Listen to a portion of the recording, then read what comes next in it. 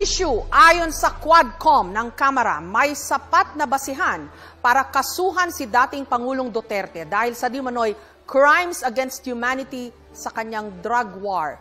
Pero sabi ng kanyang mga kaalyado, politically motivated ang rekomendasyon ng Quadcom.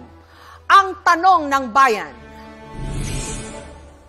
dapat bang sampahan ng kaso si dating Pangulong Duterte o hindi? Para sa lahat ng mga kandidato, itaas na po ninyo ang inyong mga boto, yes or no.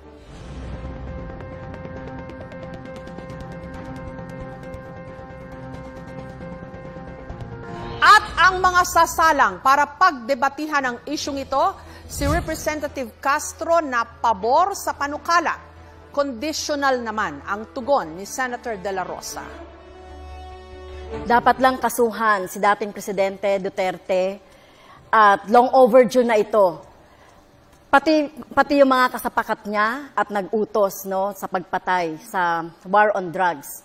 Libo-libo ang pinapatay ni Duterte pero wala pang napapanagot. Kaya kailangan talaga ng hustisya ng ating mga mamamayan. Sinasabi natin dito na dapat ay yung kaso na ito ay matagal na, pati na rin, siguro. Senator De La Rosa? Ang sagot ko dyan is conditional, no? Hybrid. Pwedeng yes, pwedeng no. Yes, in the sense na nobody is above the law. Kapag mayroon siyang nagawang kasalanan, kasuhan natin. Pero kung wala naman siyang nagawang kasalanan, huwag mo siyang kasuhan base doon sa kaso ng ibang tao. Because guilt is personal. Huwag po nating ipaangkin kay Pangulong Duterte yung kasalanan ni Ninja Caps.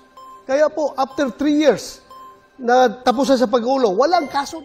Meron ho naman kayo ngayong 15 seconds para mag-react po kay Senator De La Rosa.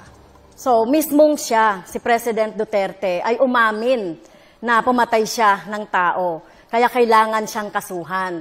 At ito, sino ba yung nagdisenyo ng mga policy na ito? Siya rin. At nag-cause ng pagpatay. Maging si Senator Senator Bato ay dapat kasuhan. Ma'am, gigil na gigil kang kasuhan si Pangulong Duterte at ako ng mga kaso na hindi mo kami maliling. Kumusta na po yung conviction mo sa kasong child trafficking? Ano na po nangyari? Bakit andyan ka pa? Hindi ka pa nakulong? Yun nga, ang tanong ko, pakisagot lang. Kasi ang ordinaryong tao nagtatanong, porque congresswoman ka, hindi ka nakulong. Sila pag yung mga ordinaryong tao, kulong ka agad. Kung ito po ay nasa Kongreso, ay out of order ko po dahil wala siya sa tanong. No?